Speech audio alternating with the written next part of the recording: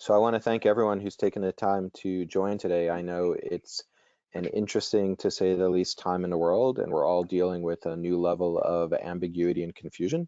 Hopefully we have some great panelists here to help us work through that new way of working, a new way of living.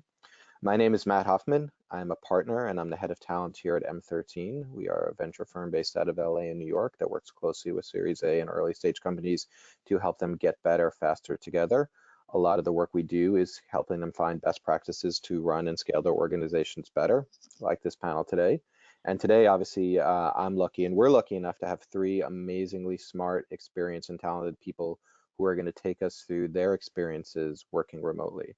This is something that a lot of companies are starting to look at for very obvious reasons right now, and it's a new experience that can be a confusing experience for a lot of companies. So hopefully we'll get a chance to learn from the lived experience of the people on the panel. They'll share their perspectives for the first half of this broadcast, and then for the second half, we'll open it up to questions from the audience. I encourage you all to please ask lots of questions. That's what we're here for. And so with that, we're going to get started. So I'm going to let this amazing group introduce themselves. I'll start with Mark, and then we'll go to Jess and Megan to share their background and talk about their specific experiences working with distributed and remote organizations. Welcome, guys. Take it away. Oh, hey, Matt, thank you. And I'm really happy to be here. I'm Mark Frein. I'm the Chief People Officer at Lambda School. And Lambda School is a code and engineering development school that has all remote students. And so it's, for me, I've been able to take my background in remote work and also apply it here at the organization that I'm in terms of who we are serving. But before Lambda School, I was also the Chief People Officer of a company called Envision, which at the time was one of the largest, probably still is amongst the top 5 largest all remote companies out there. And then even before that, I was doing remote work myself for companies that I had a role in. So I was an executive at a company, and I was the only executive that was not in an office for a number of years. That's where Matt and I actually first met and worked together. And then before that, I was CEO of my own company for a little while, and I was the only person who was not in an office with anybody else. So I've been doing this kind of work for almost a decade, for well over a decade. And on the personal front, I've been doing remote-based like play for even longer than that. So I had a band for a while a number of years ago, and we composed all our music on SoundCloud, all remote composition, and we met up outside of DC to create our first album. So for me, this has been kind of bread and butter for how I've been both working and living for about a decade. I've lived in 4 different cities in the last 10 years, so Vancouver and Austin and New York. It's part of how I guess I've just shaped my own existence across both work and life. So that's me. Thank you. Hey, Mark. I'm Jessica Marucci. I'm the head of people and places at Catalyst, and Catalyst is a customer success platform helping companies bring customer success to the center of the organization. We are located in New York, and we are a not remote company, except we're remote for about 4 days now, just like most other organizations at this time. I come from DigitalOcean previously, where I was a director of employee experience, which was known to be a predominantly about 50 to 60% remote organization when I was there, helping build that remote culture and scale it up to what it is today. Thank you, Jess. And I'm Megan Wheeler. I'm a leadership trainer and director of recruiting at Life Labs. Life Labs Learning is an organization that trains managers, teams, and executives, helping them master life's most useful skills. I have been working in distributed teams for about 8 years, and with Life Labs for about 4, in which we are a distributed team. I myself work remotely. I've been working remotely for about 2 years. And my graduate degree, my research background comes from organizational psychology. So I really live and breathe studying, working, and helping others master the skill of working and managing remotely. That's awesome. Thank you, guys.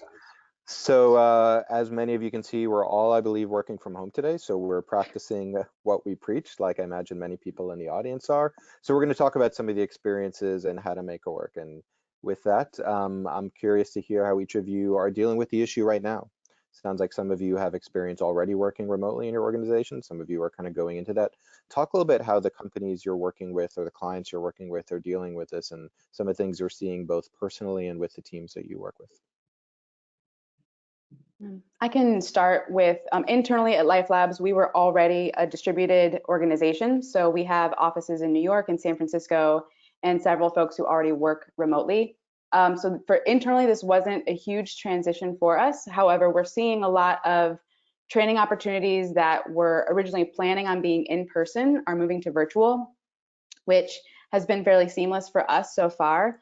What we are noticing though is for the clients that we work with, there's been a lot of questions, a lot of curiosity around how to transition, what from a policy perspective should happen. So we've been for the past few weeks creating a working doc that Matt will send after as well, just for anyone who works for an organization, is in people ops at an organization, curious about what the trends are.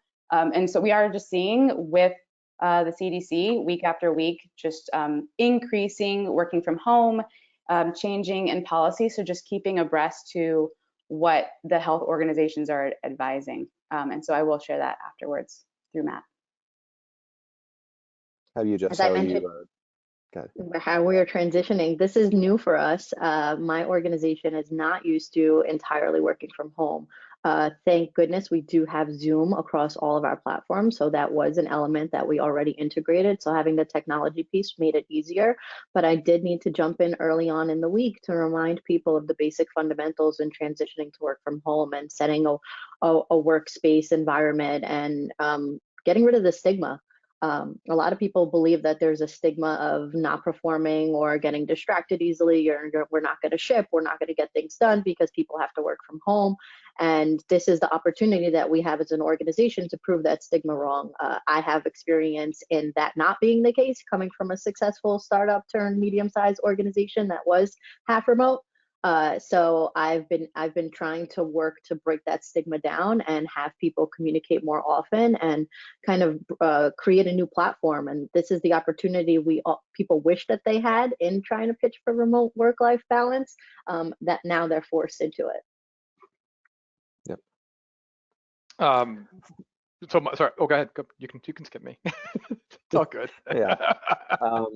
I think lots of companies are kind of going through this shift, right? And for some, it's like Mark's organization, it's something that's just already built into their DNA. But for others like Jessica, it's a new one. And so Megan, I'm actually curious your perspective. So there's the kind of, well, what you'll talk about, there's the technical aspects of making it work, but there's also a change management and a psychological shift that needs to happen as you make that change, right? So from the research you've done and from the companies you've worked with, what is the most important thing to know about making that shift to a different cadence? Are there really number one top of mind things that you've seen? If you don't get this one right, all the other tips and approaches fall apart? I would say there are potentially 3 different avenues of where we see this fall apart, especially during the transition period. One sounds probably really obvious. We're probably going to talk about this a lot, is just communication. So that comes from work visibility, that comes from feedback loops, that comes from even having contextual cues. When you're in an office, you can visibly see if somebody's working to when they're not. Social isolation is going to be a transition for a lot of folks who are used to working with others, as well as even just the trust factor. That's going to be really big for not only managers, but for teams to really trust that other people are doing the work that they're supposed to be doing. Would be helpful to kind of go into a couple of ways to combat that, or for sure. So from a communication perspective, we're probably going to, again, to dive into this a ton, but just over communicating wherever possible, making workflows visible. If that isn't already the case, just making sure from the technology aspect, everything is set up. We're seeing a lot of the companies that we're working with, if not already that's mandated, doing like a test round. So I'd be curious to hear if that's something that people are familiar with, but just doing one day, a test trial of everyone working from home. Super important to have leadership model working from home as well, just to also help with that communication flow, help with that trust. From an isolation perspective, there's a lot that leadership and organizations can do to provide opportunities to collaborate, to communicate with one another, like allowing virtual lunches. Some companies that we're working with are offering like a Grubhub discount every Tuesday. So a little bit of a stipend to order food into the house. And things like Donut, things that allow people to partner up and pair with one another. And then trust. So we'll probably talk a little bit more about this as well, but there's a lot that can be done to mitigate trust, either from the social aspect, really knowing the people that you're working with, as well as having a really clear understanding of what done looks like. So defining what success looks like along the way. That's great. That's great. Mark, you're a great person to answer this next question, because this is not a new cadence for you. But, you know, as work from home becomes an extended mode of operations, and hopefully this is a temporary situation for many of us, but as this extends, we're not going to see companies only having employees work remotely, but they're going to be hiring remotely. They're going to be interviewing remotely, onboarding, potentially even exit remotely. How have you done that? What other best practices have you seen companies do to make that part, which is such a personal connection part, work remotely as well? And thank you. It's interesting, is even though Lambda School has, even though our student body is remote, we actually had two offices. We have two offices, one in San Francisco, one just out of Salt Lake City, and we went to shutdown mode on Tuesday of this week. And so even though my background goes back a long ways, it's been interesting to watch my organization at present move over to an all remote reality, and it's we're trying to do as much as we can to support that, but it's tricky, especially for people who have gotten used to a particular preference. I think some folks naturally gravitate towards remote work, and then for some others it's a big change, especially those who get a lot of personal meaning, and Megan already mentioned this, a lot of personal meaning and interaction energy from going into a workplace. So yeah, we're still in adjustment here at my organization. On the question of kind of, let's just call it the inflows and outflows from an organization remote. So hiring, it's remote-based hiring has a lot of similarities with, I think, in-person hiring, with the exception that you're actually using the medium to test whether or not someone is going to be comfortable in the medium. So in one way, you can use the very act of doing remote interviewing as a way to find out whether or not someone's going to be comfortable. And when I was hiring, when I have hired all remote, you almost look to see whether or not this is a natural way for somebody to interact, and you probe that a little bit. If someone, I've been in situations where I'm interviewing a candidate on Zoom, for example, and it is obvious that this is not their way, their comfort level. Now that doesn't mean they're not going to make a good candidate necessarily, but it's something to dig in on. And I was interviewing one person at one point for a job, and he said, you know, I just can't do this. Like at the end of the interview, and I mean, it was good. It's good when a candidate knows, and because we were trying to establish a connection and really get into a flow over a video call. And at the end of the interview, it's like, this isn't going to work. It's like, yeah, no, I don't think it's going to work.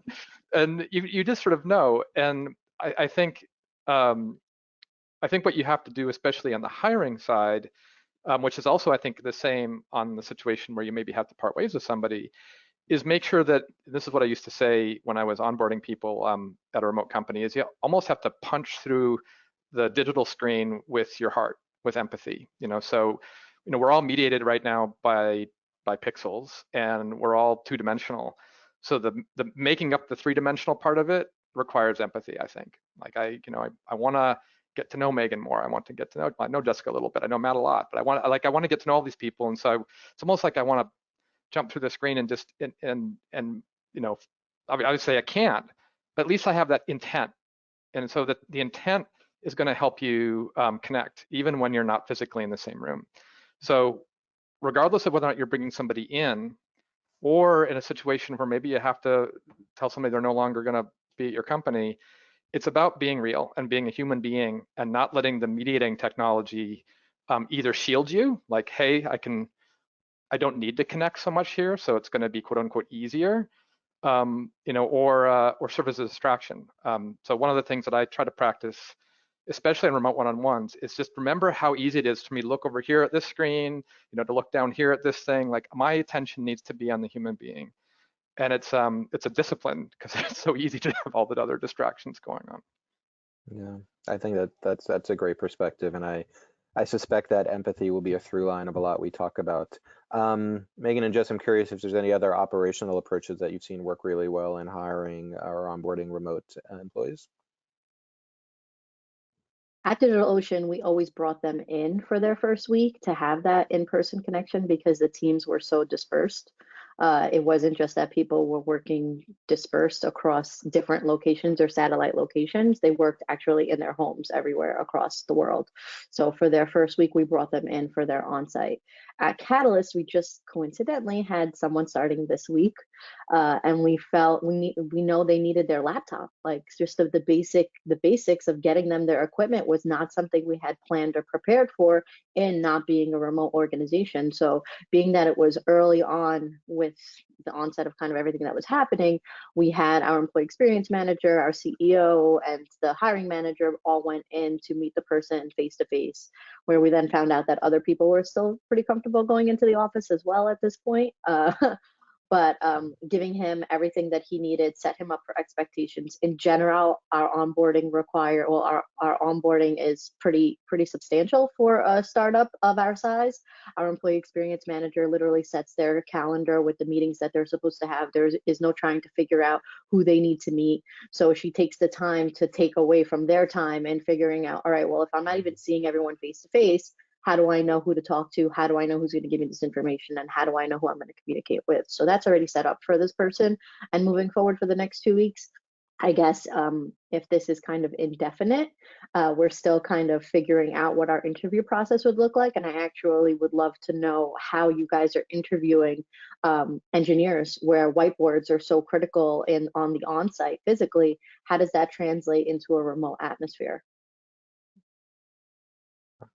One of the things that I suspect where people don't have the option of doing things in person, which may be the normal for a little bit, is I think it might be interesting to see how much more discipline actually comes from creating a really good process, right? When you don't have those in-person connections, you're actually forced to have a really disciplined process around hiring, around scorecarding, around interviewing, around the onboarding flows. So if there is an interesting silver lining, it might be that you have to be more disciplined because you can't make up for all the noise with kind of some of the in-person things. And so I suspect that people might get better at some of the real discipline around the stages of onboarding and hiring. We shall see for sure. And I would say maximizing technology. Oh, sorry, Megan, go ahead. I was just going to agree with Matt. Really good point. I just said in maximizing technology. It's technology mediated, but it's also technology enabled. And so where we use our platforms to do our work, we have to actually use them really effectively and efficiently. So it's almost so we use a applicant tracking system here. I've seen in the past in in-person companies, a little bit of that gets shortcut. Somebody will run over and say, well, what did you think? And well, you can't do that. There is no what did you think. There is the please fill out the information lever now. And just getting everybody good at following process is part of what makes a remote organization go around effectively. Are there other good tools that any of you have seen? There's obviously whiteboarding tools out there. There's tons of collaboration software. We talk about things. What are the tools, the actual technology tools, not system tools? We'll go back to that. But since Jess brought it up, what are some of the really good technology tools and systems that you all are using to enable remote work? We don't have a lot of engineers on our team, so I can only speak to it from the fact of having a bunch of psychologists using a bunch of tools to communicate with one another. But one that has come up a lot within our clients from an IT perspective is Electric AI. I'm not sure if others are familiar with that, but it's been a really helpful resource for a lot of our clients who are transitioning into remote work, either temporarily or for the future. As an outsource for the IT side, but I can leave it to Jess or Mark for more of the engineering side. So we haven't actually translated our engineering interview process as far as the on-site into working remotely, but a lot of people talk about tools. Something that doesn't come up often is etiquette and embracing the pause and not having side conversations if there is a place that has two or more people in one area. And those are the things that need to get ingrained just as much as the technology we use, where the technology will be the foundation, but then you have to actually be courteous and thoughtful about all of the people that are in a meeting and giving them the time to speak and having that kind of awkward pause and being okay with it for the next person to speak, whether it's giving the signal of unmuting their microphone that they do have something to say, or actually pausing and letting the other person speak when they do jump in at the same time. So that's something that people don't often talk about, but has to be known and regular in practice for how we operate daily. Just add a couple things, and one is, it's funny, it's self-aware for me. I haven't used this particular video software in years, and I found myself when I started on this, like we even did our pre-call, I got anxious because I wasn't used to using my go-to solution, and so that reminded me of the anxiety that people might have when going from all physical to a remote at all. And I've been using video conferencing now for years to do almost every single meeting I've been in. I even ask my people who do personal stuff, like people I have in my life otherwise, hey, I don't want to drive downtown. Can you please, like a lawyer or whatever, can you, here's Zoom, I'm going to explain how you use it. But for me, it's just nerve-wracking. Oh my God, I don't know, I'm not comfortable in this system. And so I think one of the things that I would say about technology in general that I have found very important is that companies pick their remote tech stack and they try to make it as simple as possible and as interconnected as possible, and ultimately even make hard choices about simplicity. So one of the things that I've observed in companies that are more physical is that you can actually have more local autonomy when it comes to communication tools, or let's say collaborative tools. I think remote actually drives more centralization on tools, and it has to. The reason why is that everybody being on one particular video technology does wonders for remote. Everybody having a different, like imagine in a remote company, everybody having their own video technology. I've seen that a couple times. It's nightmarish. Everybody having their own instant message technology. It doesn't work. So one of the things that I think is important about remote, whether or not it's a wiki-based tool, whether or not it's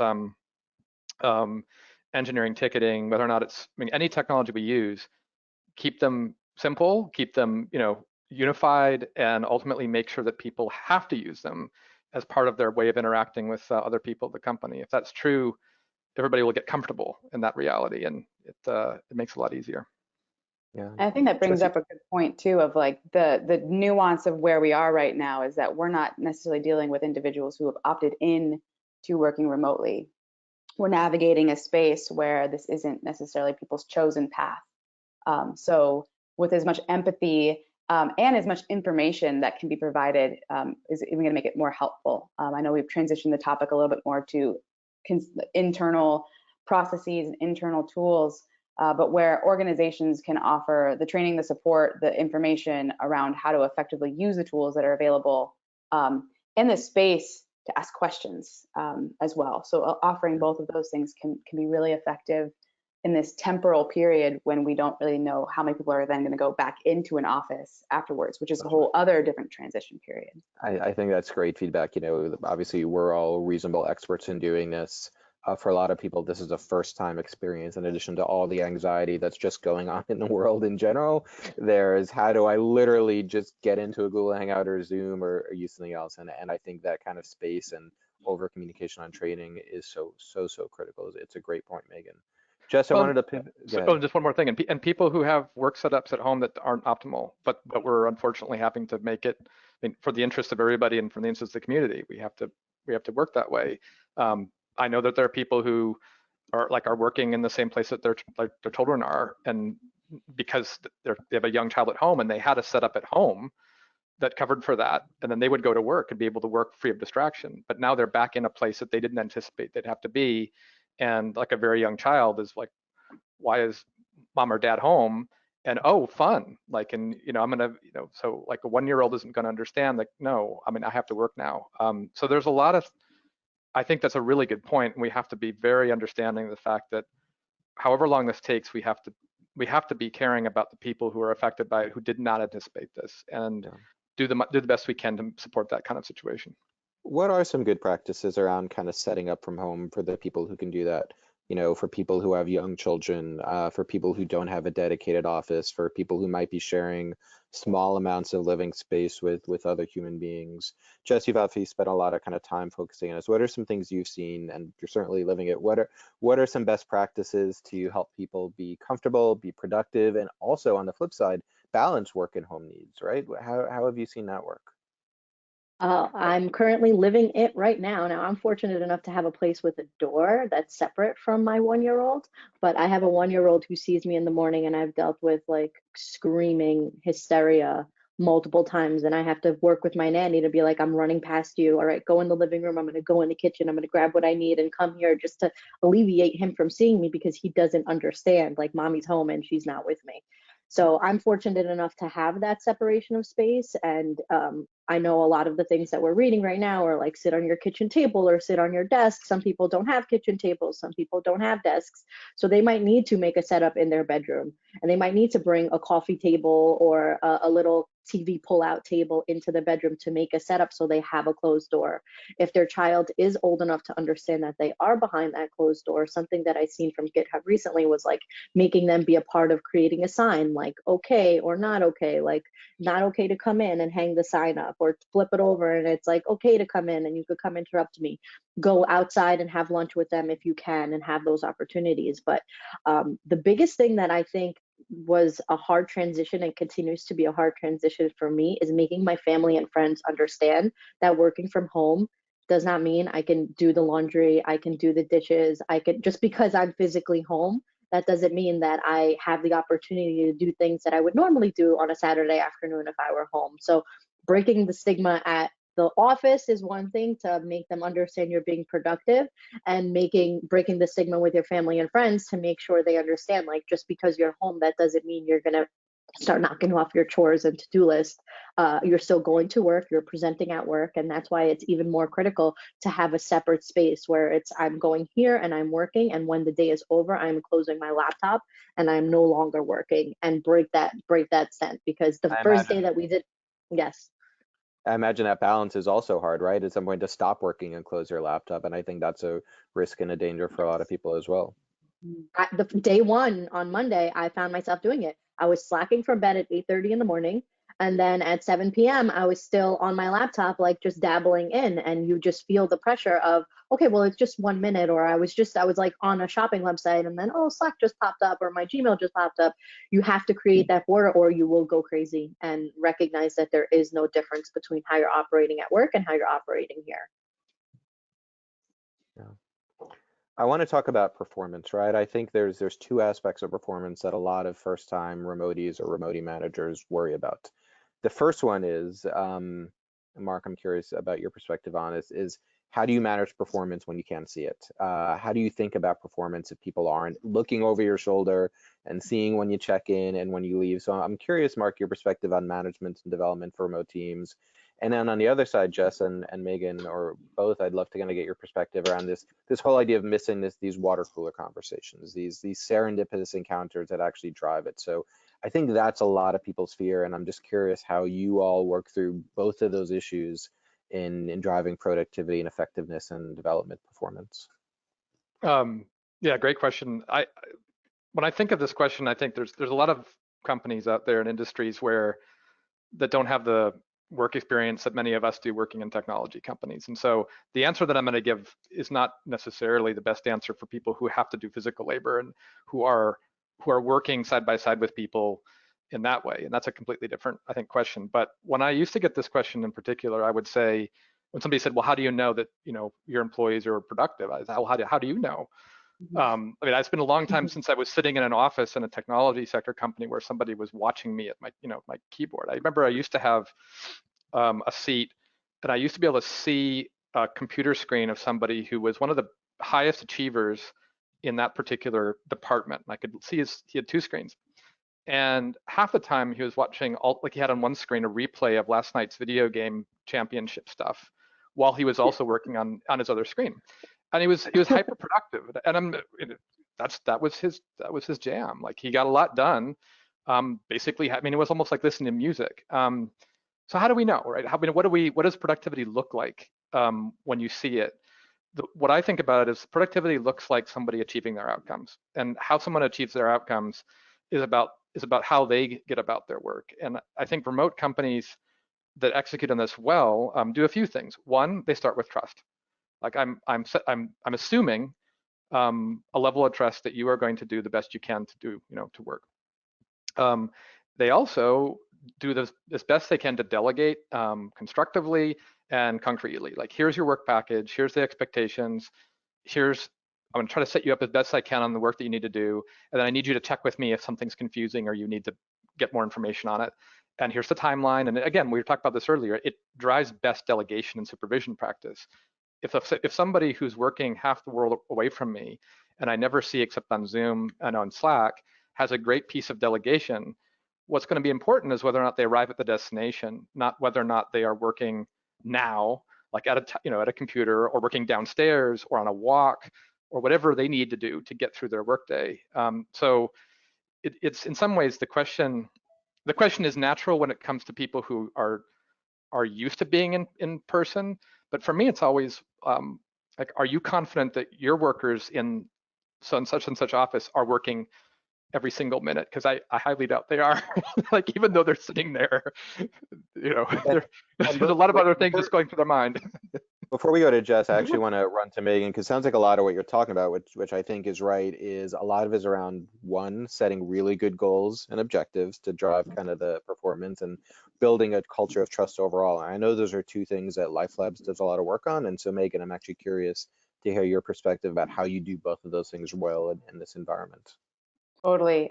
So key indicators, I mean, one of the biggest challenges that any employee has, whether they work remotely or work in an office, is the fear that they're not doing enough. So having unclear expectations of what success looks like.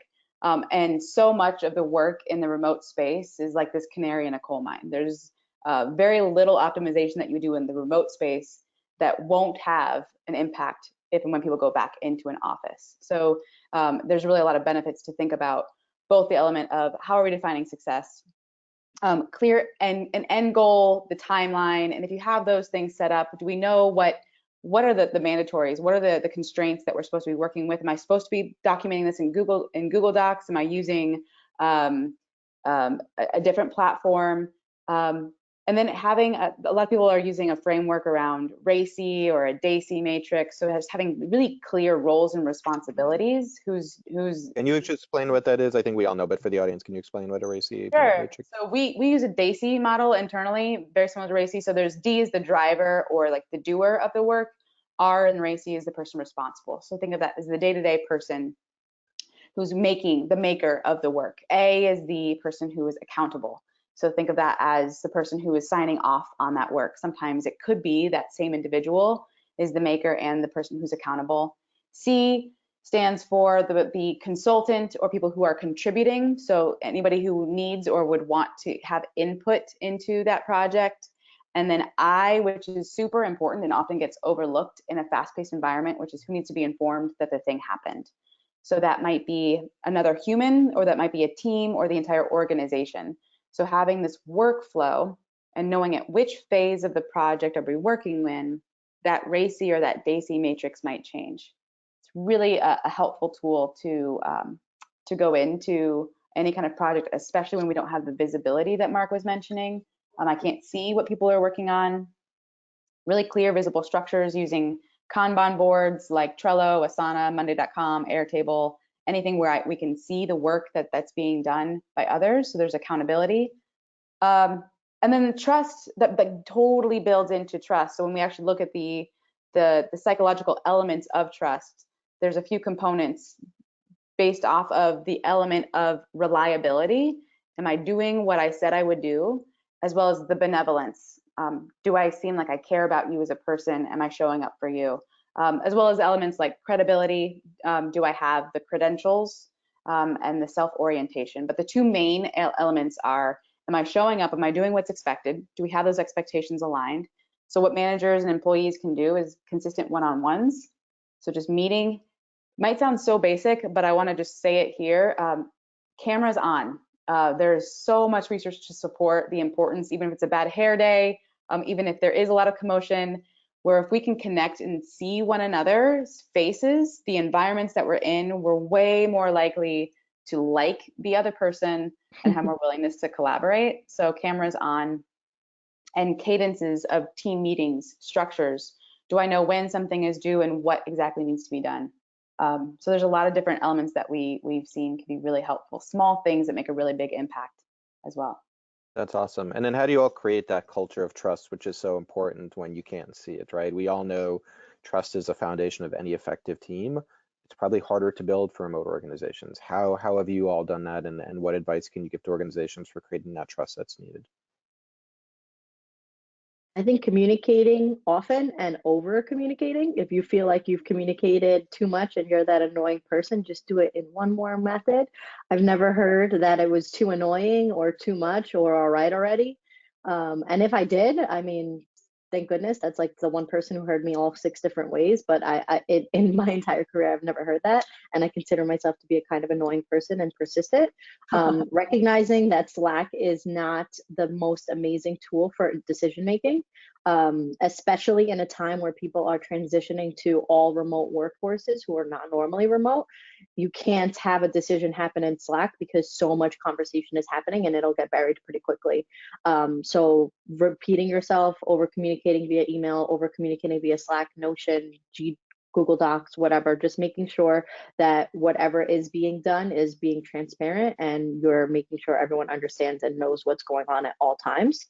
That's like from the business side. From the fun culture side and how you're engaging with employees, I think also giving those opportunities for people to be on a Hangout or on a Zoom without having a meeting, having Hangouts that are pertaining to whatever might be going on, doing a munch and learn. Munch and specifically munch because it would be breakfast in one time zone, lunch in another, dinner in another time zone. So appreciating that time frame and having people eat together and just talk about whatever might be going on in the world. I know previously we had a beer hangout on Fridays at 5 p.m. and you didn't have to actually be drinking alcohol or really anything. It was just more of a hangout to talk to anyone, just the same way you would in a normal physical 9 to 5 role where you're walking in the office and saying goodbye to people on the way out for the weekend. So building that camaraderie, I would say in addition, having a point person. If you're an organization that's either 50-50, partially remote or partially in-house or entirely remote, have a point person to be the remote contact. Like that's someone that someone's going to reach out to if the sound quality is not working or if there's a fire drill going on in the office and everyone stops answering. Like they're letting the person know this is what's going on, or there's a snow day in New York, so our office might be light. You'll have some more people join this channel.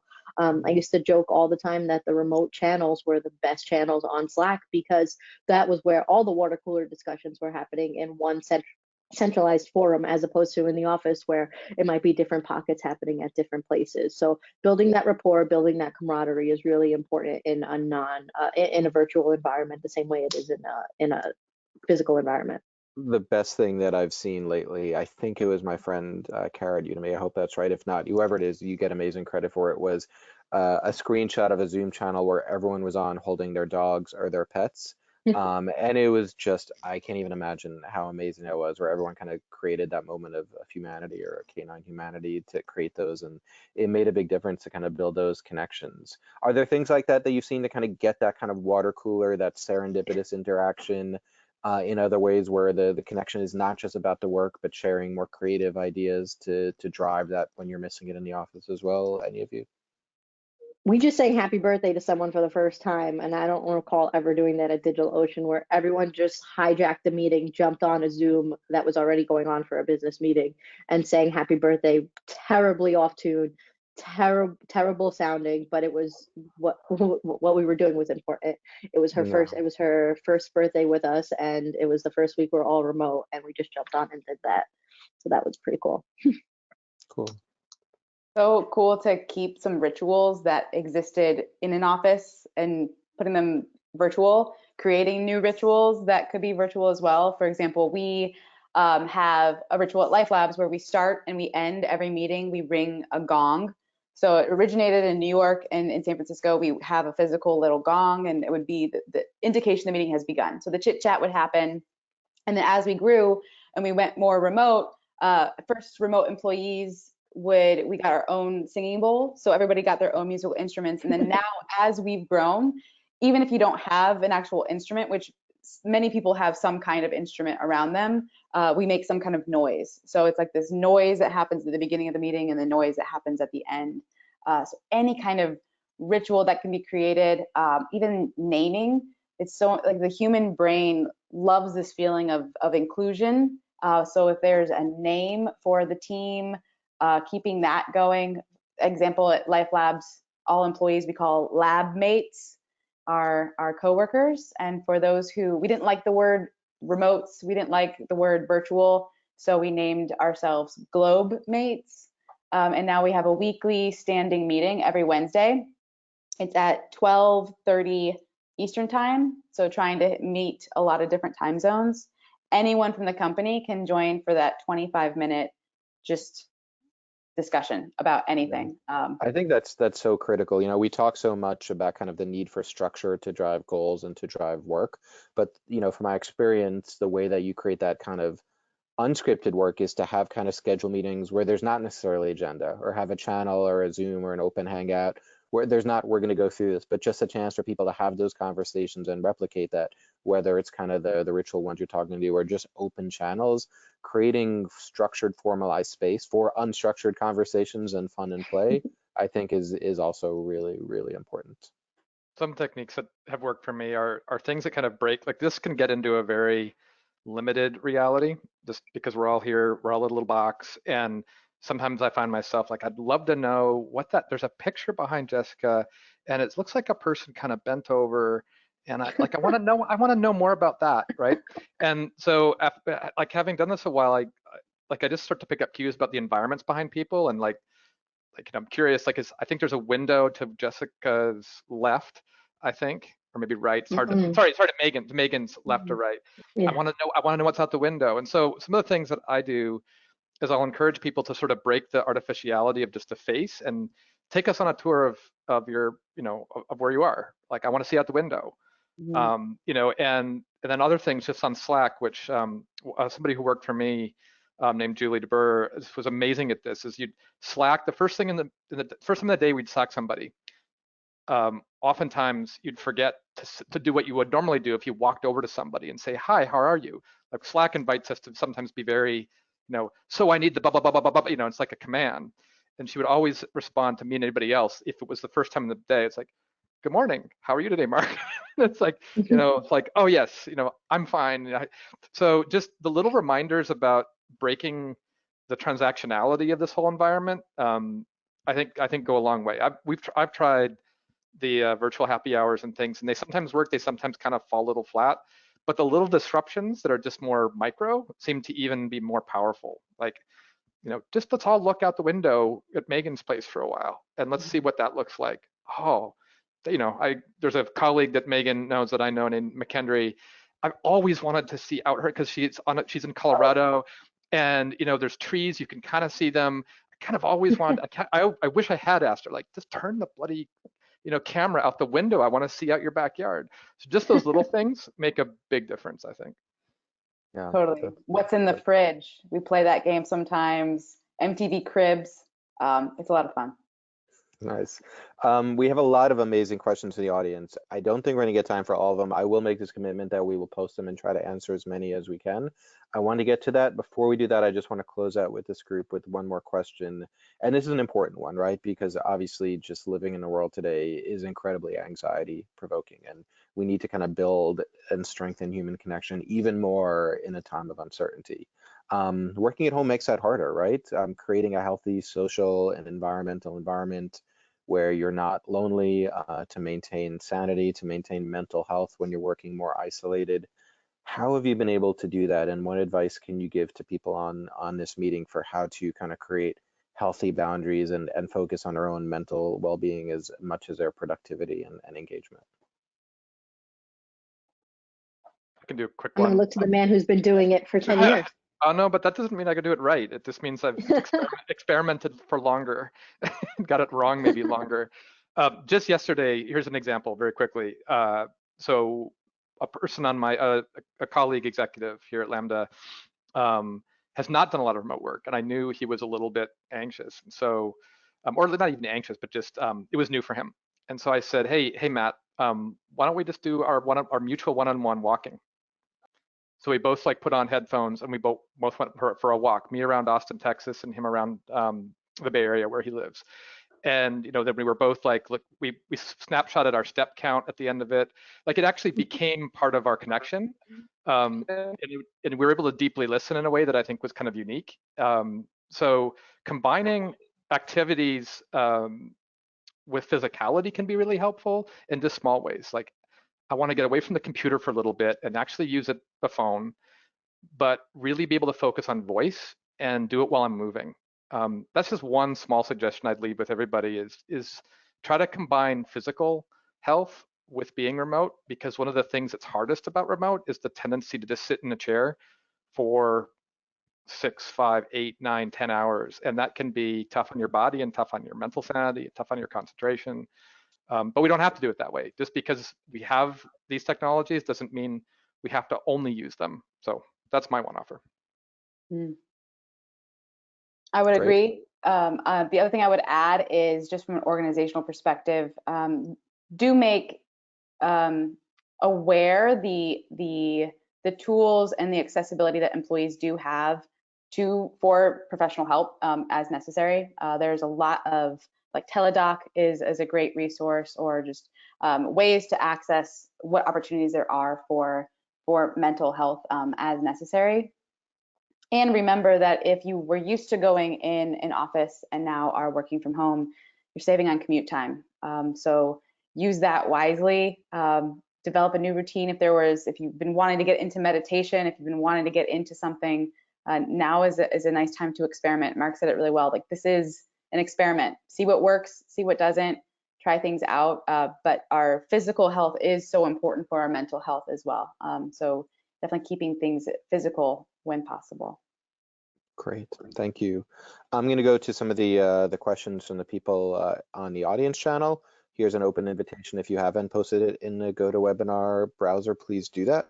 We'll get to as many as you can. I'm going to start with Melissa's question. Hi, Melissa. And the question is, other than being very present and removing distractions, are there any tips for handling emotional conversations remotely, especially for teams or for managers or HR people who are not normally work from home, especially when having difficult conversations, right, that are emotionally tinged or typically difficult? How do you have those when you're remotely and there's an emotional charge to them?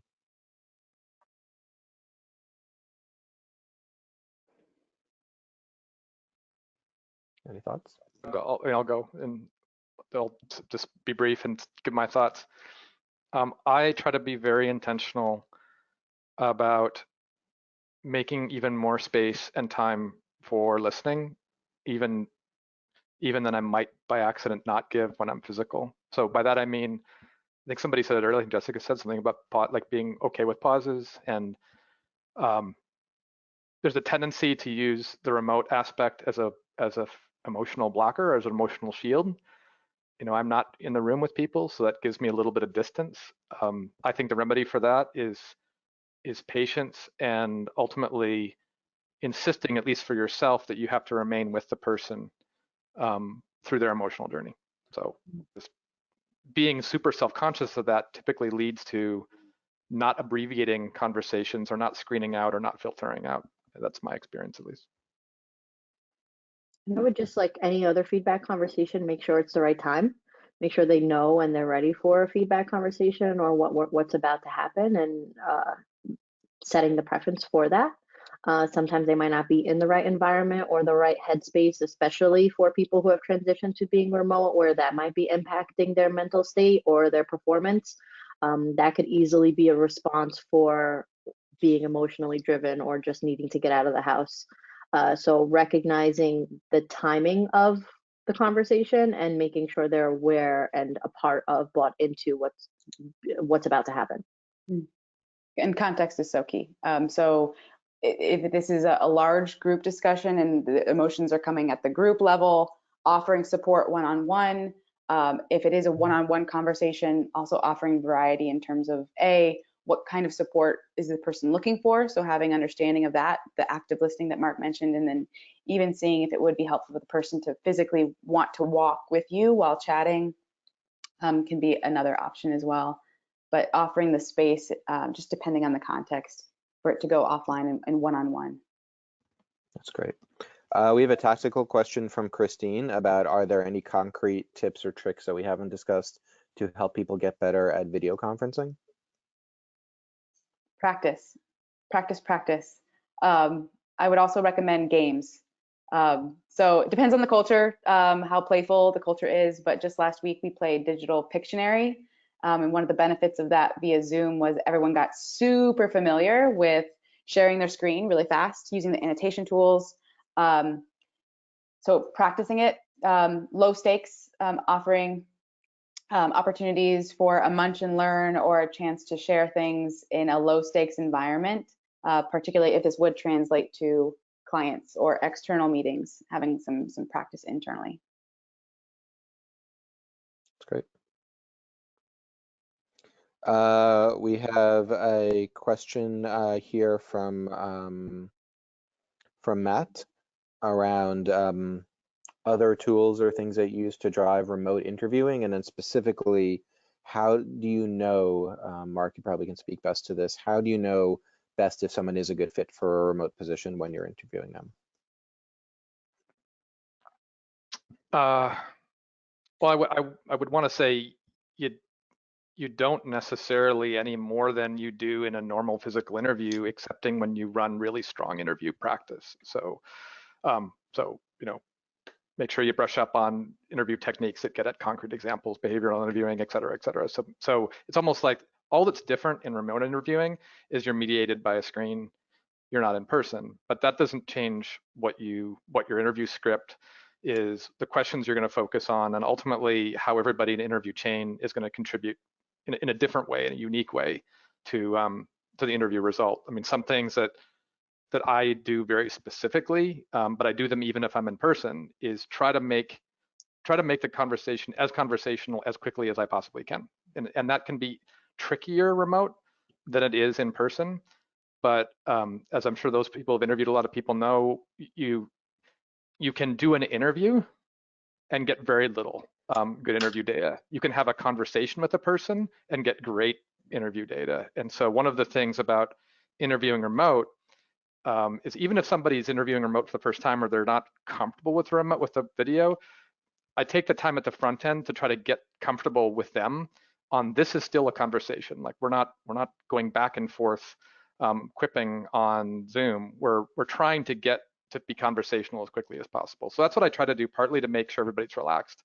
I've seen people more often than not on video just have a hard time relaxing into a conversation. So how can I help them do that, especially in the situation I'm in? So typical tricks, typical tips, give them as much power as you have in the interview. Give them a lot of opportunities to ask questions of you so that you get to know what they're curious about. But I would say mostly just the same stuff you do in a good interview, period.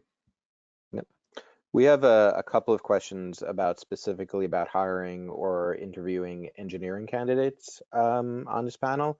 Jess, you got a little experience that. Mark, you do too. Are there tools to kind of really assess engineering technical skills and competencies, especially when remote? Right now, our testing assignment gets done before they even start. And then on site, we're doing a whiteboarding session. So the whiteboarding session is what we're going to transition to in figuring out how to do that the most successfully remote. But up until that point, our other stuff all is handled on the phone. I'll make a plug for a feature or part of a product suite that from my former company, Envision. It's called Envision Freehand, and it's basically a collaborative mutual whiteboard, which I've used actually in interviews, even though I'm not interviewing engineers in most cases myself. It's great to push people over to a place where they can also write and type and draw, because it literally adds a version of a whiteboard right there in the room. And there's others there. I particularly like Freehand myself, but that's a great alternative to an in-person whiteboard. It has the same capabilities in effect. Actually, it has more capabilities since it's digital. Yeah, that's right. That's right. Megan, I had a question from Cassie, or anyone I guess could answer it, but what are some more examples of games to play with remote coworkers? Things that might be good icebreakers or just helping to bond a team that's remote. Any other ones that work really well for you that you like? Trivia. You can even make an internal trivia about the organization. You can get super nerdy, make it trivia about like best practices in working remotely. So you can gamify that. We love Dictional Pictionary. Anything that involves like any kind of maybe scavenger hunt in the house. So kind of giving them an opportunity. There's like a timing element. We do a lot of things we use Zoom internally, and so that has also the ability for breakout rooms. So breakout room features. So especially if it's a larger team or a larger organization, even breaking things down more internally. What other games have we played? We have I guess I think of it as a game, but it's more asynchronous, which I think is also helpful, that it's not in that moment, but we use Slack as our internal chat tool, and we have a channel just called missions, and it's essentially like a scavenger hunt mission for that week. So somebody on Monday will send out that mission. Throughout the week, asynchronously, everybody has an opportunity to submit for the mission. Usually it's picture based. And then on Friday, we take the last 2 minutes of our team meetings to vote for that mission winner. That mission winner then picks the mission for the next week. And that one, I'd say, has the biggest traction at Life Labs. We see a lot of submissions like right before the meeting starts, but it allows for a lot of participation, not in that moment. But I can think of some more, and I can send them after as well. I can do a little bit of a data poll. We're going to send out a follow-up document to everyone here with some more follow-up questions and tips and tricks. Jess, did you want to add something to that?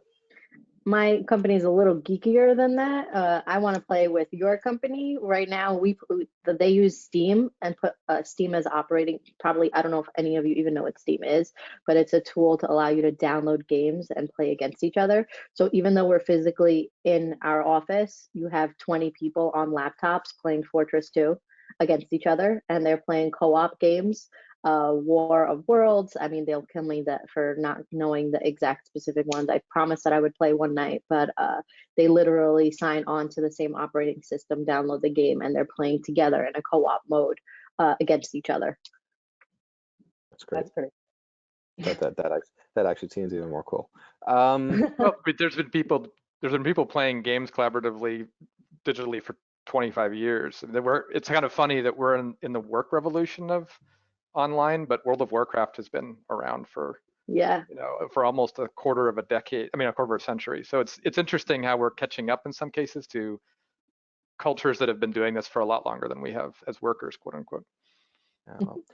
59 minutes in, I wasn't sure when we were going to get to online video and role-playing games. We came so close, but at the 59-minute mark, we hit it. So I'm going to pause there. This was an incredibly helpful panel. I want to thank Mark, Jessica, and Megan for doing this. This is being recorded. We are going to put it online for friends or colleagues who didn't get to see it or want resources.